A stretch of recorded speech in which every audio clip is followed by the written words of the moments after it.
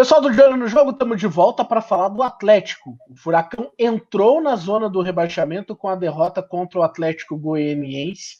E o Furacão está tentando entender o que está acontecendo. O atual campeão da Copa do Brasil, campeão da Copa Sul-Americana em 2018, os últimos campeonatos brasileiros sempre terminando pelo menos entre os 10 primeiros, e agora vive uma situação inusitada. O Atlético vai saber lidar com isso, André Ribas? Fala Guilherme, fala Daniel Piva, é uma situação de muita pressão no Atlético, né? Porque até então se tinha uma fase ali de não vencer antes do jogo contra o Corinthians a 4 jogos, mas você estava classificado já numa Libertadores, brigando por uma liderança, mas agora você está dentro de uma zona de rebaixamento com o pior ataque da competição, sem perspectiva de melhora, né? Você não vê uma evolução na equipe. E no jogo contra o Corinthians a gente viu bem claro isso. O Eduardo Barros buscou outras soluções, né? Jogar com 2 jogadores abertos, mudar um pouquinho o sistema ofensivo. Até a ideia dele não era ir com o Wellington, mas ali uma lesão do Jonathan tirou essa possibilidade dele. Mas no geral, se a gente pegar o jogo, o Atlético, principalmente no primeiro tempo, que teve mais posse de bola, mas no contra-ataque o Corinthians teve bastante espaço quando desceu. Não desceu tantas vezes, mas quando conseguiu encaixar o contra-ataque, ele encaixava com bastante espaço. Tanto que teve algumas chances ali, umas possibilidades de sair na frente. Então essa transição defensiva do Atlético já é um ponto que preocupa, além do ataque, né? A gente, claro, vai falar do sistema ofensivo do Atlético um pouquinho mais para frente, mas é uma situação que gera preocupação, não só para o torcedor, mas já no clube, né?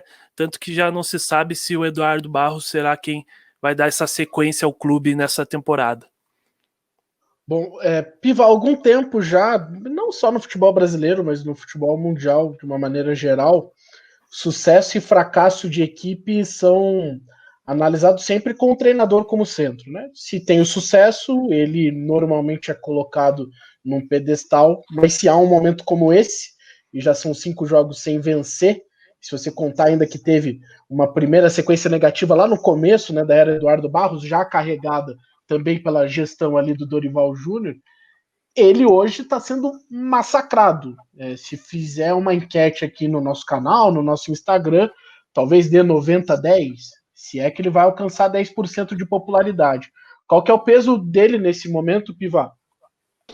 Guilherme, o Atlético é um clube aí que se notabilizou por ter sua própria filosofia no futebol brasileiro. É um dos poucos clubes que tem definições. E o momento em que essas filosofias são colocadas em xeque são nos momentos de dificuldade, porque quando está tudo bem, obviamente é muito fácil você dar seguimento ali a projetos vitoriosos. E agora entra um dilema muito complicado para o Atlético. Primeiro porque você tem que se apegar a alguns fatos. Primeiro, é um ponto, acredito que unânime, que nos 2 últimos jogos do Atlético, os goleiros adversários conseguiram um destaque. Tanto Marcelo Lomba no Internacional, quanto o Walter no Corinthians. Só que o Atlético não pode se abraçar só nisso. O Atlético não pode achar que perdeu os 2 jogos porque o Lomba fez a diferença, aquela defesa dupla lá, que tem tudo para ser a defesa do Campeonato Brasileiro, ou uma das defesas do Campeonato Brasileiro, pelo menos, e porque o Walter fez uma atuação aqui na Arena da Baixada com 7 defesas, sendo que pelo menos 2 ali de um nível dificílimo, a do Christian e a do Renato Kaiser. Então você tem que dosar até nesse momento, que tipo de análise. E aí você vê como a linha é muito tênue, porque a gente está falando de 5 jogos do Atlético sem vencer, só que a última vitória do Atlético já foi na base na emoção. O Santos Bahia, pega um pênalti no finalzinho do jogo contra o Bahia, em uma partida que o Atlético teve muita dificuldade. Então, tem muitas... Você não pode se apegar somente o Atlético não venceu porque os 2 goleiros adversários se destacaram. O Atlético do Eduardo Barros já ganhou o jogo, em que o goleiro dele foi o destaque. No caso, o Santos. Eu acredito assim, Guilherme, que o Atlético está chegando ali às últimas oportunidades para o Eduardo Barros conseguir dar aquela espécie do vai ou racha.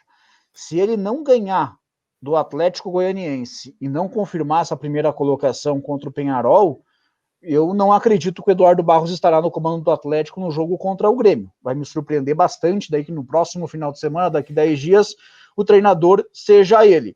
Mas, por outro lado, eu já disse isso aqui no canal, quando o Dorival Júnior foi demitido e o Atlético adotou essa escolha do Eduardo Barros, não sei se será a solução de todos os problemas. O elenco do Atlético, eu não vejo essa força como muita gente vê, da briga certa pelo G6 do Campeonato Brasileiro. Não é a ponto de rebaixamento, isso eu concordo, mas para o G6 precisaria de uma campanha muito boa, aquele embalo final. É um time de meio de tabela, numa sequência boa, vai conseguir sonhar com essa vaga na Libertadores, mas numa sequência ruim, vai acordar com a corda no pescoço na zona de rebaixamento. O Eduardo Barros, nesse momento, são 4 vitórias, 3 empates e 5 derrotas. Será que vai aguentar mais esses danos aí, sei lá, do empate com o Goianiense e derrota para o Peñarol? Acho bem improvável, está em xeque aí a filosofia do Atlético, até pelo mercado. Você não encontra muitas alternativas ali em comum com o que o Furacão pensa. E, Guilherme, até para você falar um pouquinho, né, do jogo de ontem, o Eduardo buscou outras soluções, né, no ataque, um novo formato ali, antigo, né, que ele já trabalhou, mas que ele tinha mudado, fez um grande jogo com o Colo-Colo no formato antigo, né, mas retomou essas mudanças. Queria saber o que você achou ali, se de fato foi possível ver que essas mudanças surtiram um efeito no jogo contra o Corinthians? Cara, eu acho que apesar da melhora do segundo tempo, e acho que é importante a gente separar, né? O Walter, ele é o melhor jogador em campo, mas especialmente pelo volume que o Atlético tem no segundo tempo. No primeiro tempo ele até faz uma defesa bem difícil do Christian, mas é no último minuto da primeira etapa, mas foi um primeiro tempo muito ruim. Foi um primeiro tempo que, se o segundo traz uma perspectiva, o time pelo menos criou, transformou de novo o goleiro adversário em personagem, a primeira etapa ela foi muito fraca. E para mim tem muito a ver com a escolha do sistema e das peças. Porque Giovani e Fabinho, ao mesmo tempo, você vai ter que contar muito com uma jornada de exceção para ter os dois jogando bem juntos. Não por uma questão de característica, mas por uma questão de qualidade. Para mim, passa muito, inclusive, o problema do Atlético em relação ao ataque, não só a maneira que o Atlético ataca, mas também as peças. Fabinho é um jogador que, apesar de todo o histórico que ele tem em categoria de base, e é um histórico respeitável, só que até agora no Atlético, apesar do gol muito importante que ele faz no Atletiba, tem mostrado que é um jogador, por enquanto, com limitações para esse momento do Atlético. É um cara com potencial, mas nesse momento é um cara com limitações. O Giovani, ele foi o melhor jogador do Atlético ontem, foi o protagonista, só que eu considero essa uma notícia preocupante. Ele ocupar o papel que é do Nicão, até do jeito de jogar, né, aberto lá pelo lado direito, e sendo esse protagonista, criando algumas oportunidades que muitas vezes não vieram do jogo coletivo e vieram do jogo individual dele, você vai depender de um cara que pode te trazer problemas. Então eu vejo que o Atlético ele tem, e para mim essa foi a boa sacada do Eduardo Barros lá atrás, ele tem mais meio-campistas com capacidade para fazer o time atacar bem do que esses pontas. Nesse momento, especialmente sem o Nicão, tá? Pedrinho, e todo mundo tem jogado nos últimos jogos aí, tá? Pedrinho, Giovânio, Fabinho, Carlos Eduardo. Acho que são esses, basicamente, que o Eduardo Barros. Tem o Vitinho, mas que Vitinho teve um problema atrás, de saúde, né? Nem jogou um pouco com de afastado. Nem jogou com o Eduardo Barros. Todos, cara, todos você vai achar um ponto de contestação. Puta, esse cara entrou bem. Daí no outro ele vira titular. Daí o torcedor do Atlético já acha que ele tem que ser reserva. Então, eu não apostaria tanto nesses pontas, principalmente sem o Nicão. Se você tiver o Nicão, ele já traz um outro patamar para a equipe. Mas eu apostaria mais nos meio-campistas que o Atlético pode ter hoje do que nesses jogadores de ponta. E para mim, um cara que entra nesse sentido é o Ravanelli. Ravanelli, nos últimos jogos, ele participou de momentos importantes, mas especialmente no jogo de ontem, para mim é o jogo que de fato ele entra e melhora o time. Até por ter mais tempo, tudo, não foi só em lances isolados, uma cobrança de falta, outra. Ontem ele entrou e impactou no time. Então é um cara que deve ser titular contra o Atlético Goianiense. O grande problema assim, que eu vejo do ataque do Atlético é na reta final do Campeonato Paranaense, em que o Nicão viveu ali talvez o auge técnico dele, que fazia a diferença praticamente em todo o jogo, até, claro, tinha que levar em conta ali, por exemplo, a fragilidade de alguns adversários, como estava o Londrina na Arena da Baixada, mas o Nicão sobrava. É que você não tinha, desde então, naquele momento, outras duas peças para compor o ataque. E já foi tentado, como colocou o Guilherme, de tudo. Aí com a chegada do Renato Kaiser, 2 gols marcados em 4 partidas disputadas, você já ganhou mais uma peça. Sim. Mas o terceiro elemento ali, volta a ser aquele ponto de interrogação. E cada hora é uma coisa e ninguém consegue se firmar. O que mais me decepcionou nesse quesito foi o Pedrinho, cara. O Pedrinho, quando ele veio para o Atlético no ano passado, conhecer ele do Oeste, eu acreditava que seria um jogador que iria conseguir se firmar no clube. Começa a temporada no time aspirante, sob o próprio comando do Eduardo Barros, muito bem, e aí era até uma crítica muito comum na época do Dorival. Por que o Pedrinho não recebe oportunidade? E sim o Vitinho, sim o Carlos Eduardo, e sim essas outras opções que estavam à frente dele. E o Pedrinho, lamentavelmente, quando recebe a oportunidade, não consegue agarrar. Então é algo que não vem dando... É um problema que o Atlético tem, difícil de solucionar, e ficou ainda mais claro esse problema com a lesão do Nicão. O Atlético, sim, sem o Nicão, é um time ali que no ataque consegue ter volume, consegue ter, empurrar o adversário, mas de certa forma, não sei se dá para usar a palavra previsível, mas de certa forma não tem aquele toque diferenciado, não tem aquele jogador que numa jogada individual consiga ali deixar o companheiro na cara do gol. São exceções, alguns lances ali que o ataque do Atlético aparece em ótima condição, como por exemplo foi o Renato Kaiser ontem. No geral, foi mais arremate de média a longa distância que o time conseguiu, do que propriamente chance organizada, criada. Então o Nicão está fazendo muita falta e está faltando uma peça. Qual será a solução do Eduardo Barros ou do futuro treinador do Atlético? Só o tempo aí vai conseguir dizer, porque agora nem o mercado mais tem como opção, né? E para mim a grande questão é até a pergunta que a gente iniciou esse papo, é sobre como o Atlético vai lidar com essa situação. Porque o Atlético de 2018, que conviveu com a zona do rebaixamento, ficou atrás daquele Paraná, né, que fez uma das piores campanhas da história dos pontos corridos. Aquele Atlético lidava com uma forma. Esse Atlético, agora, o atual, ele acredita muito mais nos seus processos como instituição e principalmente no jogo CAP. Nesse momento, o jogo CAP vai ser tratado como chacota, não tem como, tá? Sim. Eu não trato dessa forma porque eu considero algo muito importante para o desenvolvimento do processo no clube. Você precisa saber qual jogador você vai contratar, qual técnico que você vai contratar, e o modelo de jogo, que tem esse apelido, ele te dá parâmetros para isso, ele te dá um caminho. Exato.